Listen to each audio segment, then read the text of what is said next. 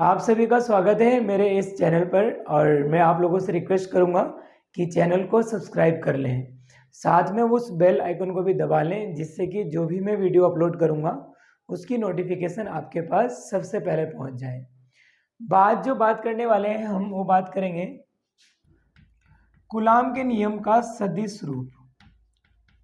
Coulomb के नियम का सदिश रूप। कहीं पर आपको सदिश रूप लिखा हुआ मिलेगा, कहीं पर आपको सदिश स्वरूप लिखा हुआ मिलेगा। आप कंफ्यूज मत होना, क्योंकि अगर मैं इसको इंग्लिश में लिखूंगा तो एक सिंपल वर्ड यूज करूंगा, वेक्टर फॉर्म। तो लिख सकता हूं मैं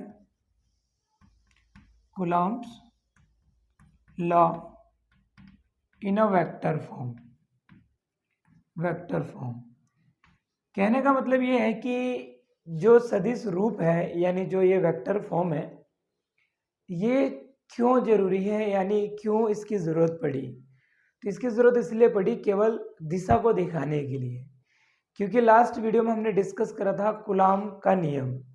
तो कूलाम के नियम में बहुत सिंपल था कि जो हमने फोर्स निकाला था उसका फॉर्मूला था F = 1/4πε0 Q1 Q2/r²। लेकिन वहां पर क्या चीज नहीं था, डायरेक्शन नहीं था, यानी दिशा नहीं था। अब जो हम निकालने जा रहे हैं, जो डिराइव करने जा रहे हैं, इसमें आपको प्रॉपर दिशा के साथ आपको फॉर्मूला मिलेगा। वो देखिए कैसे। बेसिक थिंग्स तो वही है कि आपको एक चार्ज यहाँ पर लेना है और एक दूसरा चार्ज लेना है, यानी आपको कुछ दूरी पर। यानी कहने का मतलब आपने एक चार्ज बॉडी यहाँ पर ले लिया, आवेशित पिंड बोल सकते हो आप इसको शुद्ध हिंदी में। तो एक आवेशित पिंड यहाँ पर है और एक आवेशित पिंड यहाँ पर है। तो कहने का मतलब ये है कि अगर मैं इसको लिख देता हूँ Q1 आवेश और इस पर लिख देता हूँ, मैं क्या लिख देता हूँ, Q2 आवेश, और यहाँ से यहाँ तक जो दूरी है वो मैं क्या लिख देता हूँ, R।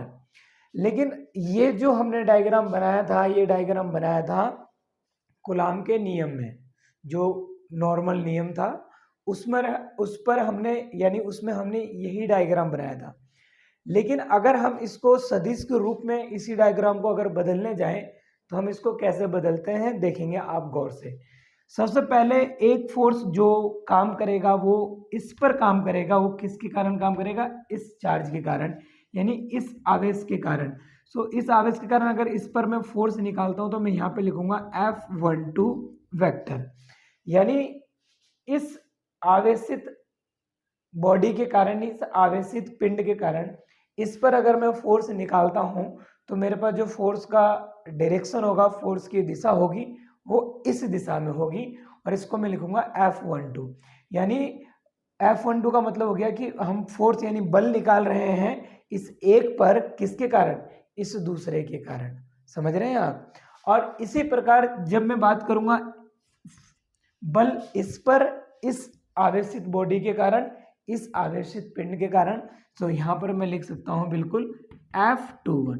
यानी ये जो पिंड है, यानी ये जो बॉडी है, ये जो इस पर फोर्स लगाएगी वो किस दिशा में लगेगा, फोर्स उस दिशा में लगेगा।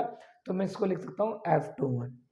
दूसरी चीज ये हो गया कि यहाँ पर हम एक और चीज लेते हैं जिसको बोलते हैं हम एकांक सदिश।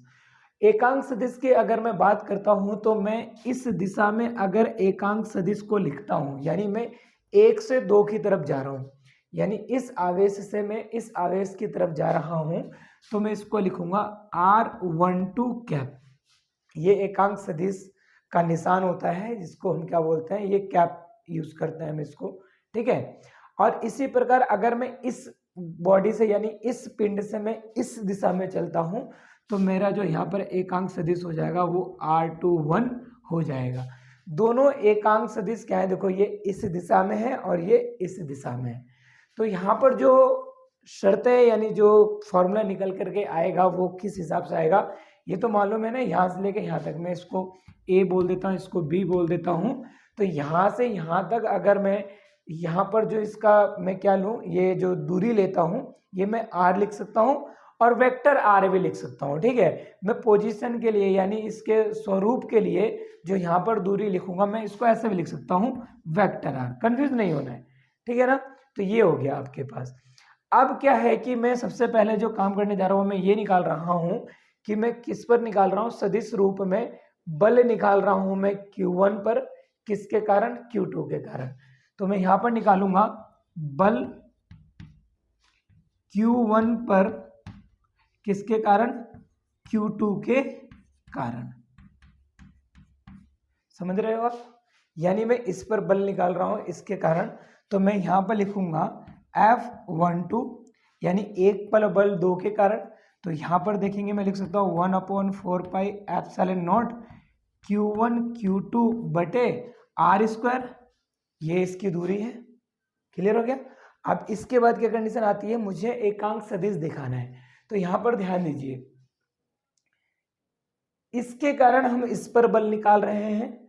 तो जो हमारे पास जो एकांक सदिश है वो ये R21 और ये F12 ये दोनों एक दिशा में है। जब दोनों एक दिशा में है तो मैं इसको क्या लिख दूंगा, R21 एकांक सदिश। तो ये मेरे पास निकल करके आया है पहला शर्त इस रूप में। समझ रहे हो आप।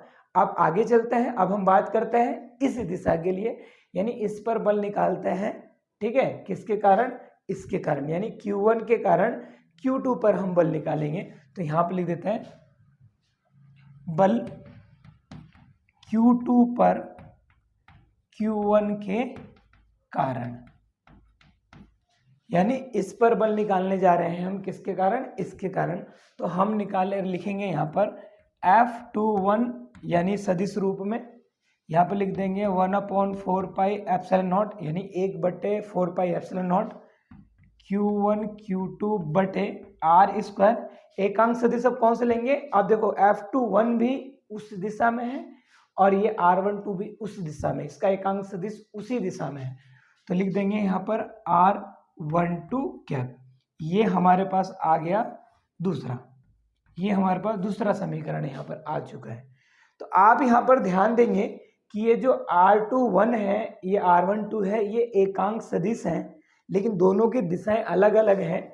तो मैं लिख सकता हूँ क्योंकि, यानी बिकॉज, इसको मैं लिख दूंगा R12 व R21 क्या है, क्रमशः एकांक सदिश है, एकांक सदिश है, सदिश है।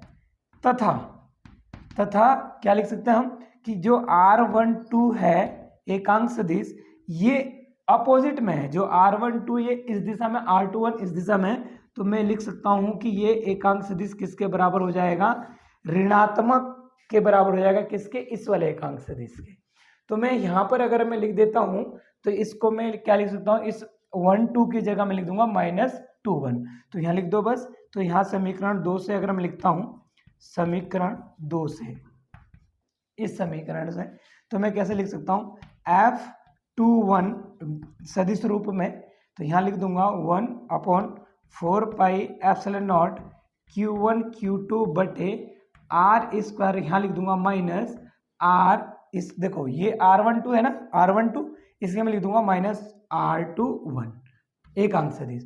अब ये -R21 एकांक सदिश किसका बोल रहा है, इसका। तो मैं यहाँ लिख दूंगा F21 बराबर माइनस हो जाएगा, ये पूरा का पूरा, इसको मैं माइनस बाहर लिख देता हूँ, एक बार और लिख देता हूँ 1/4πε0 Q1 Q2 बटे R स्क्वायर। यहाँ तक क्लियर हो गया। ये हमारे पास किस में आ गया आपके पास, इसको यहाँ पर लिख दो R21 एकांक सदिश R21। क्लियर हो गया। अब ये माइनस हो गया यहाँ पर, तो यानी ये वाला जो मान है वो कहाँ से निकल रहा है, ये समीकरण 1 का पूरा मान यहाँ पर दिख रहा है। तो मैं लिख सकता हूँ यहाँ पर क्या लिख दूंगा, बता दो यहाँ पर मुझको। मैं लिख दूंगा F21 ये बराबर हो जाएगा माइनस F1, ये जो वैल्यू है किसका है, इसका है, F12 का, F12। यानी कहने का मतलब क्या हो गया कि हम जो 2 पर फोर्स ले रहे हैं इस एक के कारण वो विपरीत हो जाएगा, किसके, कि 2 पर फोर्स 1 के कारण जो विपरीत हो जाएगा वो 1 पर फोर्स किसके कारण हो जाएगा, 2 के। दोनों बराबर हैं लेकिन इनकी दिशा जो अलग अलग है। तो ये हो गया। तो इसको क्या बोलते हैं, इसको हम न्यूटन का तीसरा नियम भी, इसको क्या बोलते हैं, न्यूटन का तीसरा नियम कहते हैं।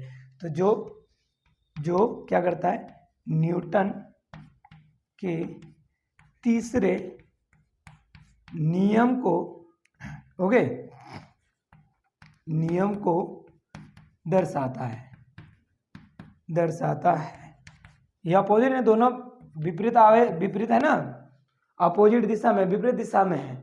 तो देखो हम जो निकाल रहे हैं, ये जो निकला है आपके पास यहाँ पर, ये जो सूत्र निकला है वो क्या निकला है कि जो इस पर फोर्स लगेगा इसके कारण वो बराबर होगा इस पर फोर्स इसके कारण, लेकिन दोनों की दिशा क्या हो जाएगी, अलग हो जाएगी। तो एक क्रिया प्रतिक्रिया का नियम पढ़ा था आपने, न्यूटन का तीसरा नियम, तो वही आपके पास यहाँ क्रिया प्रतिक्रिया का दिखा रहा है। तो हमने इसको क्या बोल दिया कि ये न्यूटन के तीसरे नियम को भी दर्शाता है।